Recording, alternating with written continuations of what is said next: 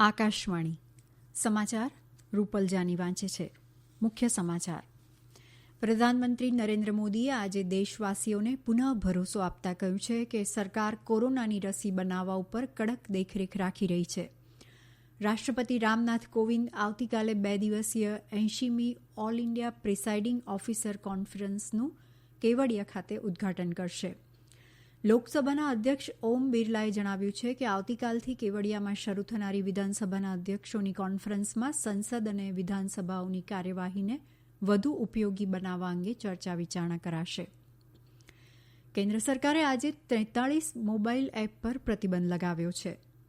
દેશમાં કોવિડથી સાજા થવાનો દર 93.76% થયો છે. સમાચાર વિગતવાર. પ્રધાનમંત્રી નરેન્દ્ર મોદીએ આજે દેશવાસીઓને ભરોસો આપતા કહ્યું છે કે સરકાર કોરોનાની રસી બનાવવા ઉપર કડક દેખરેખ રાખી રહી છે. कोरोना की वैक्सीन को लेकर इंटरनेशनली और नेशनली किस तरह की खबरें आ रही आज दुनिया में भी और देश में भी जैसा अभी आपको प्रेजेंटेशन में पूरा डिटेल बताया गया करीब करीब आखिरी दौर पर वैक्सीन के में काम पहुंचा है. भारत सरकार हर डेवलपमेंट पर बारीकी से नजर रखे हुए हैं. हम सबके संपर्क में भी हैं और अभी ये तय नहीं है कि वैक्सीन की 1 डोज होगी, 2 डोज होगी या 3 डोज होगी. ये भी तय नहीं है कि इसकी कीमत कितनी होगी, उसकी कीमत कितनी होगी, ये कैसी होगी. यानी अभी भी इन सारी चीजों के सवालों के जवाब हमारे पास नहीं है. हम राज्य के स्केल पर चर्चा करने के बजाय अब जितनी लोकलाइज चर्चा करेंगे शायद हम एड्रेस जल्दी कर पाएंगे. दूसरा, દેશમાં કોરોના વાયરસની પરિસ્થિતિની સમીક્ષા કરવા માટે રાજ્યો અને કેન્દ્રશાસિત પ્રદેશોના મુખ્યમંત્રીઓ સાથે વર્ચ્યુઅલ બેઠક દરમિયાન શ્રી મોદીએ કહ્યું કે સાજા થયેલ દર્દીઓ જોતા ઘણા માને છે કે વાયરસ નબળો પડ્યો છે. તેમણે ચેતવણી આપી કે આનાથી બેદરકારી ઊભી થઈ છે.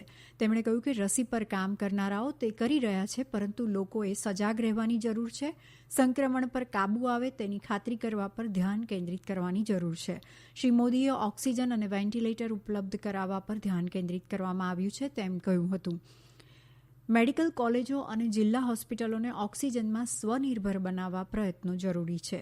શ્રી મોદીએ કોવિડ સામેની લડતમાં પોઝિટિવિટી રેટને 5%થી નીચે લાવવાની જરૂર પર ભાર મૂક્યો હતો.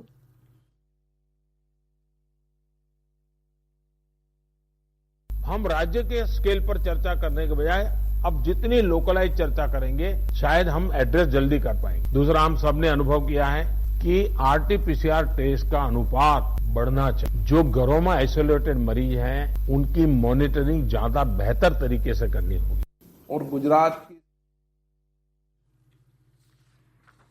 ગુજરાત ઉપરાંત દિલ્હી, રાજસ્થાન, મહારાષ્ટ્ર, છત્તીસગઢ, પશ્ચિમ બંગાળ, હરિયાણા, ઉત્તરાખંડ, આંધ્રપ્રદેશ અને તેલંગાણાના મુખ્યમંત્રીઓ વીડિયો કોન્ફરન્સ દ્વારા આ બેઠકમાં સામેલ થયા હતા. કેન્દ્રીય ગૃહમંત્રી અમિત શાહ કોવિડ સમીક્ષા બેઠકમાં હાજર રહ્યા હતા. 2 દિવસીય 80મી ઓલ ઇન્ડિયા પ્રિસાઇડિંગ ઓફિસર કોન્ફરન્સનું આવતીકાલે કેવડિયા ખાતે રાષ્ટ્રપતિ રામનાથ કોવિંદ ઉદઘાટન કરશે. આ પ્રસંગે ઉપરાષ્ટ્રપતિ શ્રી વેંકૈયા નાયડુ ઉપસ્થિત રહેશે.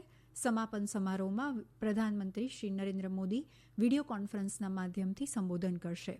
રાજ્યપાલ શ્રી આચાર્ય દેવવ્રત, મુખ્યમંત્રી શ્રી વિજય રૂપાણી સહિત 27 વિધાનસભા વિધાન પરિષદના પ્રિસાઇડિંગ ઓફિસર્સ આ કોન્ફરન્સમાં ઉપસ્થિત રહેશે. આ વર્ષને પ્રિસાઇડિંગ ઓફિસર્સ કોન્ફરન્સના શતાબ્દી વર્ષ તરીકે પણ મનાવવામાં આવે છે. આ ઉજવણીનો પ્રારંભ 1921થી શરૂ કરવામાં આવ્યો છે. આ વર્ષને સંમેલનનો વિષય છે સબળ લોકશાહી માટે વિધાયિકા, કાર્યપાલિકા તથા ન્યાયપાલિકાના આદર્શનો સમન્વય કરવો.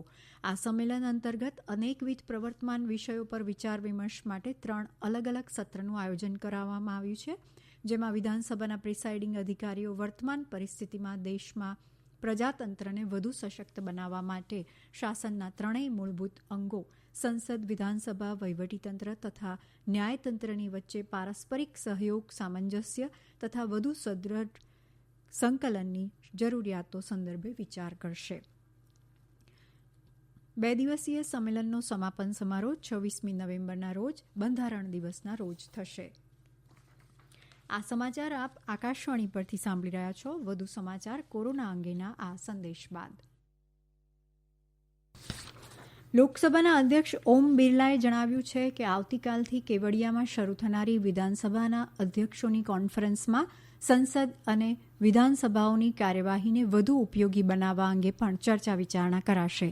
કેવડિયા સ્થિત સ્ટેચ્યુ ઓફ યુનિટીમાં આવતીકાલથી યોજાનારી 2 દિવસીય અખિલ ભારતીય વિધાનસભા લોકસભાના અધ્યક્ષોની કોન્ફરન્સ અંગેના પત્રકારો સાથેની વાતચીતમાં તેમણે જણાવ્યું.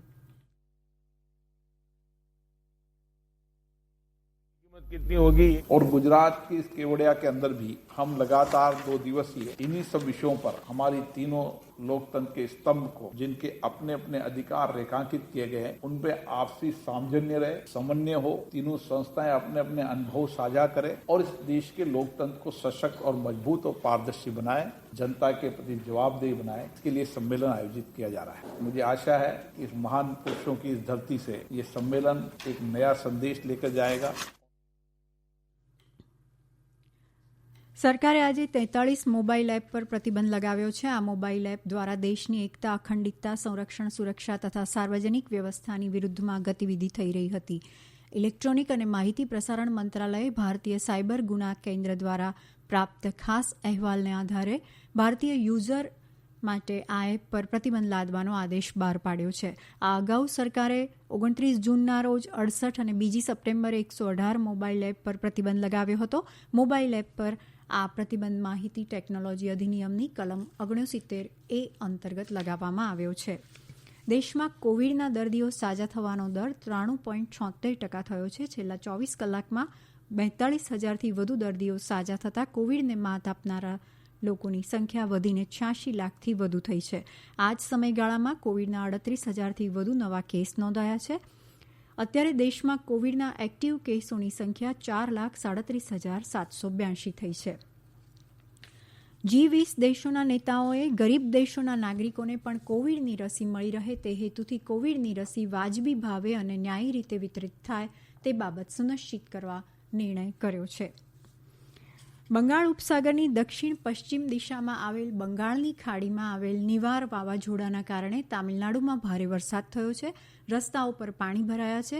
ચેન્નઈમાં હવામાન વિભાગ જણાવે છે કે છેલ્લા 6 કલાકથી 5 કિલોમીટરની ઝડપે ઉત્તર પશ્ચિમ દિશા તરફ વાવાઝોડું આગળ વધી રહ્યું છે. દરમિયાન પ્રધાનમંત્રી નરેન્દ્ર મોદીએ નિવાર વાવાઝોડાની સ્થિતિ અંગે તામિલનાડુના મુખ્યમંત્રી ઈ પલાનીસામી અને પોંડિચેરીના મુખ્યમંત્રી નારાયણસામી સાથે વાતચીત કરી કેન્દ્ર તરફથી તમામ સંભવિત સહાય આપવા ખાતરી આપી છે. અમેરિકામાં સામાન્ય સેવા પ્રશાસન દ્વારા જો બાઇડેનને રાષ્ટ્રપ્રમુખની ચૂંટણીના વિજેતાના રૂપમાં મંજૂરી આપી દીધી છે. રાષ્ટ્રપ્રમુખ ડોનાલ્ડ ટ્રમ્પે પોતાની એજન્સીઓને સહયોગ આપવા જણાવ્યું છે. તેમણે કહ્યું કે જો બાઇડેનને રાષ્ટ્રપ્રમુખ પદ સંભાળવા માટે વિધિવત રૂપે સત્તા સોંપણીની પ્રક્રિયા શરૂ થવી જોઈએ. મિશિગનમાં શ્રી બાઇડેનની જીતને સત્તાવાર રીતે પ્રમાણિત કરવામાં આવી છે. સામાન્ય સેવા પ્રશાસનની જાહેરાત બાદ અમેરિકન સંરક્ષણ વિભાગના મુખ્યાલય પેન્ટાગોને કહ્યું છે કે તે જો બાઇડેનની ટીમને વિધિવત રૂપે સંપૂર્ણ સમર્થન આપે છે. સોનાની હેરાફેરી મામલામાં કેરળના એક મંત્રીના પૂર્વ મુખ્ય સચિવ એમ શિવશંકરની ધરપકડ કરાઈ છે. જકાતવેરા અધિકારીઓએ તેમની અર્નાકુલમ જિલ્લાની કક્કાનાડ જેલમાંથી ધરપકડ કરી હતી. કેન્દ્રશાસિત પ્રદેશ જમ્મુ કાશ્મીરમાં નવા ઉભરતા ક્રિકેટ ખેલાડીઓને પ્રોત્સાહિત કરવાના ઉદ્દેશથી જમ્મુ કાશ્મીર રમતગમત પરિષદ દ્વારા ક્રિકેટ ખેલાડી સુરેશ રૈનાની ક્રિકેટ અકાદમી સાથે સમજૂતી કરવામાં આવી છે. અંતમાં મુખ્ય સમાચાર. પ્રધાનમંત્રી નરેન્દ્ર મોદીએ આજે દેશવાસીઓને પુનઃ ભરોસો આપતા કહ્યું છે કે સરકાર કોરોનાની રસી બનાવવા ઉપર કડક દેખરેખ રાખી રહી છે. રાષ્ટ્રપતિ રામનાથ કોવિંદ આવતીકાલે 2 દિવસીય 80મી ઓલ ઇન્ડિયા પ્રિસાઇડિંગ ઓફિસર કોન્ફરન્સનું કેવડિયા ખાતે ઉદ્ઘાટન કરશે. સરકારે આજે 43 મોબાઈલ એપ પર પ્રતિબંધ લગાવ્યો છે અને દેશમાં કોવિડથી સાજા થવાનો દર 93.76% થયો છે. આકાશવાણી પરથી સમાચાર પૂરા થયા.